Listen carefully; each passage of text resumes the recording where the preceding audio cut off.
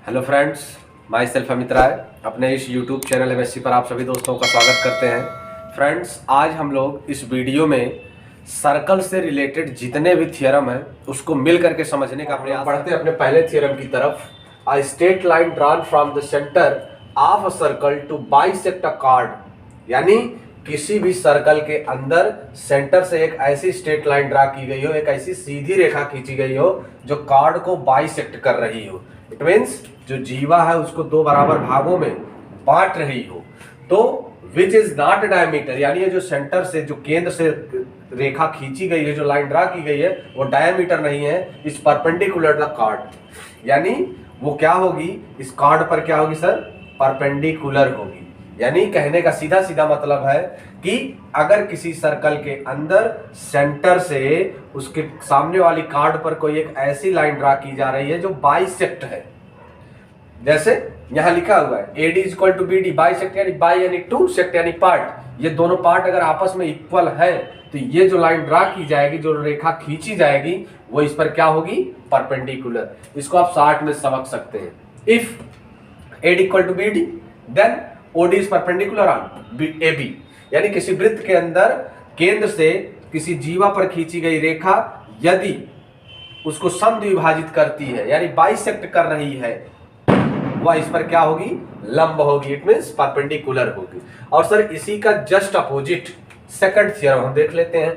A straight line drawn from the centre of a circle perpendicular to a chord, यानी किसी circle के, किसी वृत्त के अंदर केंद्र से सामने वाली जीवा पर एक ऐसी रेखा खींची जा रही है जो इस पर क्या है सर, लंब है, परपेंडिकुलर है। यदि वो लंब है तो बाइसेक्ट द कार्ड, यानी केंद्र से एक ऐसी रेखा OD खींच रहे हैं जो इस जीवा AB पर क्या है, लंब है, परपेंडिकुलर है, तो एक इसको क्या करेगी, बाइसेक्ट यानी समद्विभाजित करेगी। आप यहां से इसको समझ सकते हैं कि if OD perpendicular on AB, ये जो OD है वो AB पर क्या है, परपेंडिकुलर है, तो क्या करेगी, कार्ड को बाइसेक्ट, समद्विभाजित, समद्विभानी यानी समान दो भाग। ये जो AD और BD है दो भाग हुए, वो कैसे होंगे, समान होंगे। ठीक, तो फ्रेंड्स बढ़ते हैं अपने तीसरे थ्योरम की तरफ। One and only one circle, एक और केवल एक, कैन बी ड्रॉन, यानी खींचा जा सकता है, केवल और केवल एक सर्कल थ्रो 3 पॉइंट्स, 3 बिंदुओं से होकर जाता हुआ, और वो बिंदु कैसे हो, not lying in the same straight line, वो तीनों बिंदु एक ही रेखा पर नहीं होने चाहिए। यानी अगर कोई एक लाइन है तो तीनों पॉइंट्स एक ही लाइन पे, सेम लाइन पे लाई नहीं करने चाहिए। इट मींस वो संरेखीय ना हो। एक ही रेखा पर होने क्या मतलब, कोलिनियर, लीनियर। संरेखीय ना हो तो कैसे हो, असंरेखीय हो, एक ही रेखा पर ना हो, नॉट अ सेम लाइन, ऐसे ना हो, ये कट ऐसे होने चाहिए। अगर यदि इस प्रकार है, यानी तीनों बिंदु असंरेखीय हैं, तो उन तीनों बिंदुओं से केवल और केवल एक ही वृत्त खींचा जा सकता है। और उस वृत्त का केंद्र कैसे फाइंड करेंगे, तीनों पॉइंट्स को आपस में पहले ज्वाइन कर लेंगे, उसके बाद ये साइड AB, ये साइड BC, दोनों का हाफ करेंगे, जहां जाके वो ईच अदर को इंटरसेक्ट करेंगे, यानी दोनों का आधा करेंगे, लंब समद्विभाजक, परपेंडिकुलर बाइसेक्टर, और जहां जाके वो प्रतिच्छेद कर दे, इंटरसेक्ट कर दे, वही पॉइंट अपना सेंटर ऑफ द सर्कल बनेगा। तो बढ़ते हैं फिर नेक्स्ट थ्योरम की तरफ। थ्योरम नंबर 4 क्या कह रहा है, equal chord of a circle, किसी भी जीवा की, किसी भी equal chord of a circle, किसी भी वृत्त की समान जीवाएं, equal chord are equidistant from the centre, यानी किसी भी वृत्त की जो समान जीवाएं हैं वो इक्वी डिस्टेंस यानी समान दूरी पर होती हैं, कहां से, फ्रॉम द सेंटर, यानी किसी वृत्त की जो इक्वल कार्ड है, जैसे मान लिए इसके लिए हम पॉइंट्स बना सकते हैं फ्रेंड्स, इक्वल कार्ड, ये जो कार्ड AB, दूसरी कार्ड CD है, वो दोनों कैसी हो, इक्वल हो। यदि वो इक्वल है तो equal distance from the centre, अगर वो जीवा आपस में बराबर है तो केंद्र से समान दूरी पर होगी। केंद्र से दूरी मतलब हम यहाँ पर एक पॉइंट कह रहे हैं P और दूसरा पॉइंट हम कह रहे हैं Q, तो ये जो अपना OP होगा और ये OQ होगा, वो क्या होगा, सेम होगा। कब, जब ये दोनों जीवाएं आपस में, दोनों कार्ड्स आपस में कैसे हो, इक्वल। इसी का जस्ट अपोजिट थ्योरम नंबर 5 क्या कहता है, कॉर्ड ऑफ अ सर्कल, किसी भी वृत्त की जीवा दैट आर इक्विडिस्टेंस, वो समान दूरी पर होगी। कब होगी और कहां से समान दूरी पर होगी, सेंटर से। अगर वो कैसी हैं, इक्वल हैं। अगर वो समान दूरी पर है तो वो कैसी होगी, इक्वल होगी। इट मीन्स 5 के लिए हम शॉर्ट नोट्स बना सकते हैं। यहां पर शॉर्ट पॉइंट्स कह रहा है, chord of a circle that are equidistance, यानी किसी भी वृत्त के अंदर जो जीवाएं हैं यदि उनकी दूरियां केंद्र से क्या हो, समान हो, इक्विडिस्टेंस हो, तो वो कार्ड्स की लेंथ आपस में क्या होगी, उन जीवाओं की लंबाई आपस में क्या होगी, आर इक्वल, बराबर। इट मीन्स अगर थ्योरम नंबर 5 कहता है कि OP is equals to OQ, ये दूरियां आपस में बराबर हो, कहां से, फ्रॉम द सेंटर, किसकी, जीवा की, कॉर्ड की। अगर वो दूरी बराबर है तो ये जीवा की लेंथ भी आपस में क्या होंगी, बराबर होगी, कॉर्ड्स की लेंथ भी। इट मीन्स ये जो पहली जीवा AB है और दूसरी जीवा CD है, वो दोनों की दोनों आपस में क्या होंगी, इक्वल होंगी। तो चौथा कह रहा था कि अगर कॉर्ड इक्वल है, जीवा बराबर है, तो दूरी समान होगी। और पांचवा कह रहा है कि अगर दूरी ही बराबर है, ये वाला OP equals to OQ, OP equals to OQ ही है, तो ये जो जीवाएं हैं, जो कॉर्ड्स हैं, वो भी आपस में क्या होगी, इक्वल होगी। इट मीन्स चौथा और पांचवा जस्ट एक दूसरे के अपोजिट है, जैसे पहला और दूसरा था। तो फ्रेंड्स नेक्स्ट थ्योरम है अपना, इन इक्वल सर्कल्स, बराबर वृत्तों में, if two arc subtend equal angle at the centre, बराबर वृत्तों में अगर जो आर्क है, जो चाप है, वो equal angle, subtend equal angle, बराबर कोण बना रहा है, कहां पर, eight the centre, eight the centre. यदि वृत्तों में, यानी वृत्तों में का मतलब एक से ज्यादा वृत्त होंगे, अगर उनके जो चाप हैं यानी आर्क हैं वो केंद्र पर बराबर कोण बना रहे हैं, तो क्या होगा, दे आर इक्वल। यदि कोण बराबर बना रहे हैं तो वो चाप भी आपस में क्या होंगे सर, बराबर होंगे। तो इसका 60 पॉइंट्स हम यहां बना सकते हैं फ्रेंड्स कि एंगल, सबसे पहला काम क्या है कि इफ एंगल AO1B, AO1B, ये क्या है, O1 centre of the first circle, पहले वृत्त का केंद्र। दूसरा एंगल क्या होगा, PO2Q, PO2Q, ये O2 क्या है, centre of the second circle.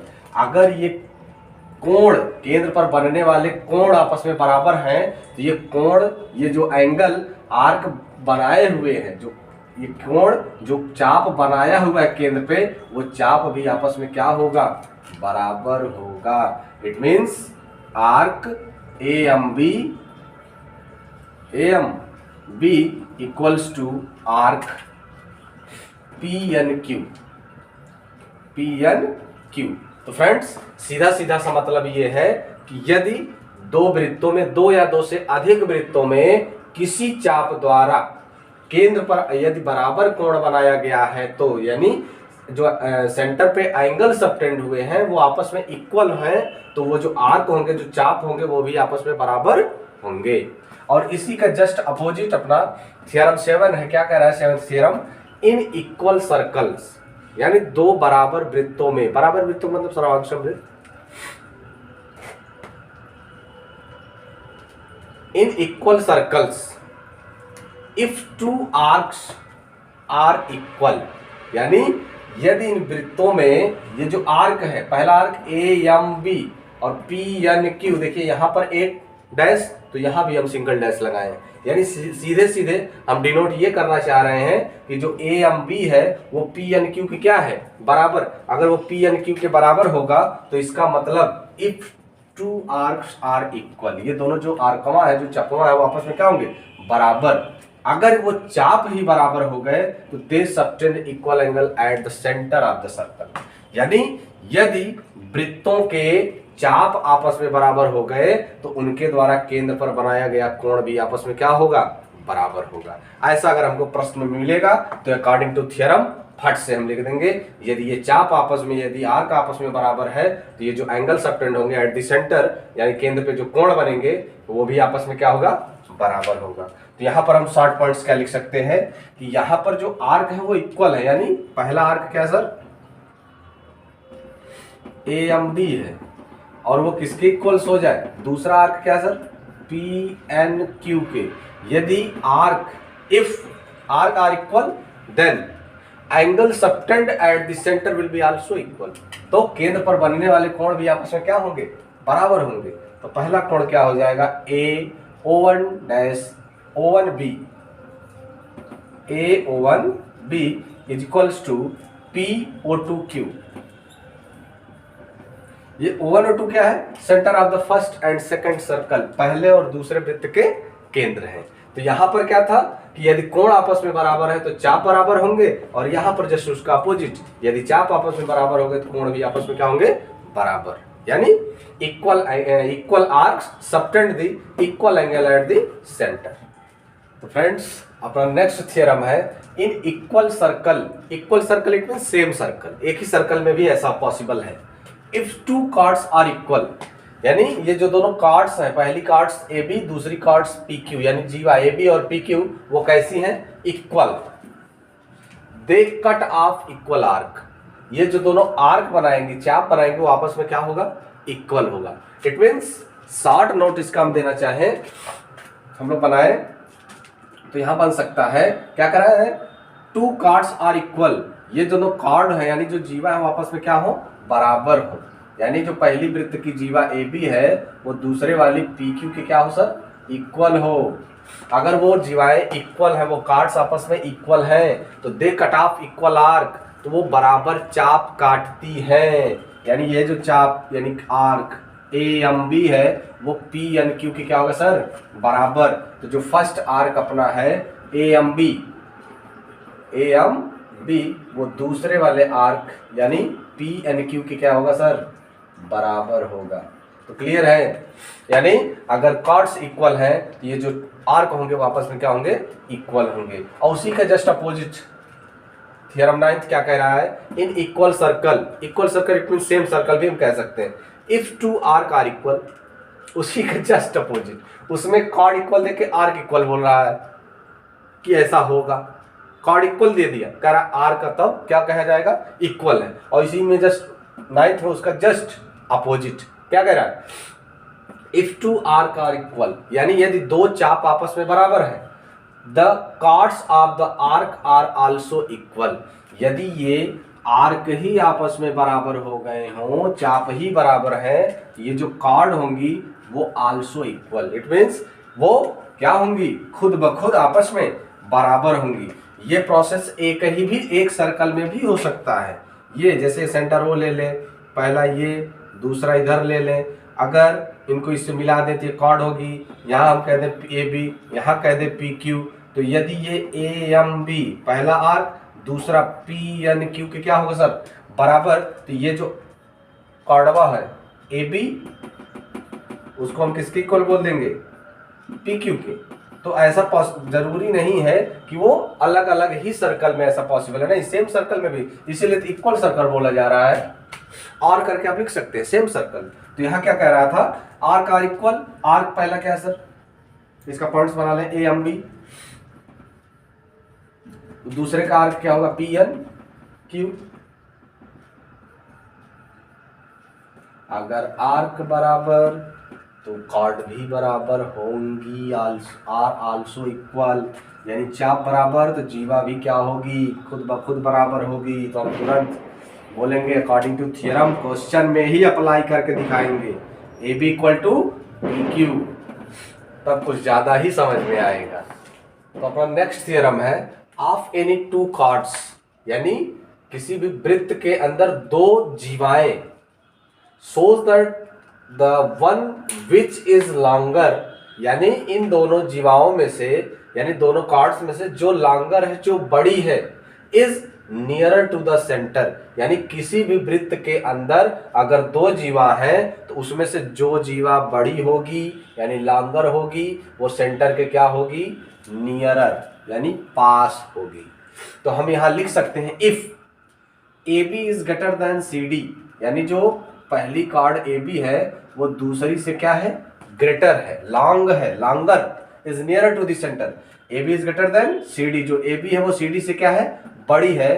तो ये क्या कहना चाह रहे हैं भाई साहब, सर जी समझ रहे हैं आप, कह रहे हैं कि जो बड़की होगी वो सेंटर ऑफ पास में होगी, यानी ये जो OE होगी वो OF से क्या होगा, छोटा होगा। If AB is greater than CD then या therefore OE is less than OF यानी जो जीवा बड़ी होगी उसकी केंद्र से दूरी कम होगी और जो जीवा छोटी होगी उसकी केंद्र से दूरी ज्यादा होगी।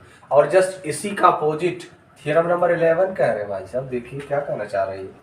ऑफ यानी to cards of a circle, यानी किसी वृत्त के अंदर दो जीवाएं यदि हैं तो so that the one which is nearer to the centre, यानी सेंटर के पास में वही होगी, सेंटर के पास में वही होगी जो to the centre is longer, यानी सेंटर के पास में नियरर टू द सेंटर यानी केंद्र के समीप वही जीवा होगी जो जीवा कहाँ होगी, बड़ी होगी। ये कहना चाह रहे हैं कि ये समीप होगी, यानी ये OE OF से क्या होगा, छोटा होगा। Hence OE is less then क्या है, OF। ये जो OE की डिस्टेंस है वो AF से छोटा है, तो देयरफॉर अगर ये छोटा है तो ये वाली जो जीवा होगी यानी ये जो कार्ड होगा वो क्या होगा, बड़ा होगा।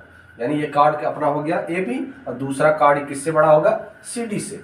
तो इसमें क्या था सर, कार्ड ये AB कार्ड बड़ी थी CD से, AB is greater than CD, तो ये लेंथ बड़े वाले कार्ड की लेंथ छोटी होगी छोटी वाले कार्ड से, यानी OE is less than OF, OE is less than OF। और इसी का जस्ट अपोजिट, अगर ये लेंथ छोटी है OE की जो यानी सर्कल के सेंटर से इस वाले कार्ड की जो लेंथ है, डिस्टेंस है OE, वो क्या है, लेस देन ऑफ OF। अगर ये दूरी छोटी है इस वाली से तो जो जिस जीवा की दूरी छोटी है वो भाई साहब क्या होगी, बड़ी होगी। तो एक जीवा का नाम क्या है, AB और ये वाली CD। इट मीन्स AB जब बड़ी होगी तो हम लिख सकते हैं therefore AB is greater than CD। Friends बढ़ते हैं अपने नेक्स्ट थ्योरम की तरफ। कह रहा है कि the angle in a semi circle is a right angle, the angle in a semi circle is a right angle, यानी किसी भी अर्धवृत्त में बना कोण, ये जो लाइन होगी AB वो केंद्र से होकर जा रही है। और हम इस बात को जानते हैं कि किसी भी वृत्त की सबसे बड़ी जीवा उसकी क्या होती है, व्यास। और व्यास कहाँ से पास करती है सर, केंद्र से पास करती है।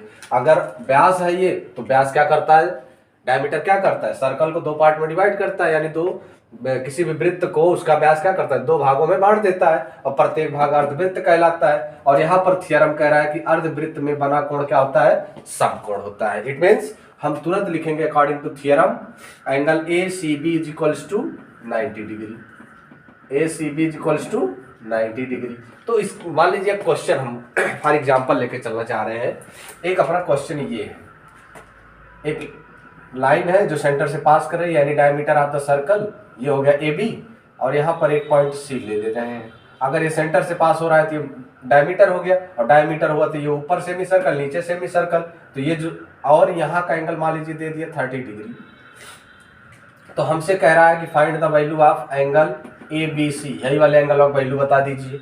तो जब ये वाला पता ही नहीं है तो क्या कहेंगे, सबसे पहले जाएंगे थ्योरम पे, यही है थ्योरम का इस्तेमाल।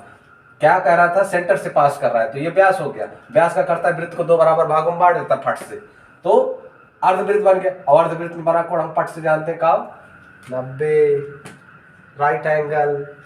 तो ट्राइंगल के तीनों एंगल का सम 180, 90 और 30 120 यानी 120, और टोटल सम कितना हो रहा था 180, 180 से 120 माइनस करेंगे तो क्या आ जाएगा सर, 60 डिग्री। यानी ये वाला जो एंगल होगा वो कितना होगा, 60 डिग्री। तो यही है थ्योरम के इस्तेमाल। जब क्वेश्चंस आएंगे तो फटाफट सॉल्व करते चले जाएंगे। फिर चलते हैं अपने हम नेक्स्ट थ्योरम पे। तो कह रहा है angle in a same segment यानी समान वृत्तखंड के कोण ऑफ सर्कल आर इक्वल, यानी समान वृत्तखंड के कोण आपस में क्या होते हैं, इक्वल। जैसे ये एक जीवा है, जीवा क्या करती थी, वृत्त को दो भागों में बांटती थी। हम पहले ही पार्ट में पढ़ा चुके हैं ये कि पहला पार्ट, ये पहला वृत्तखंड, ये दूसरा वृत्तखंड।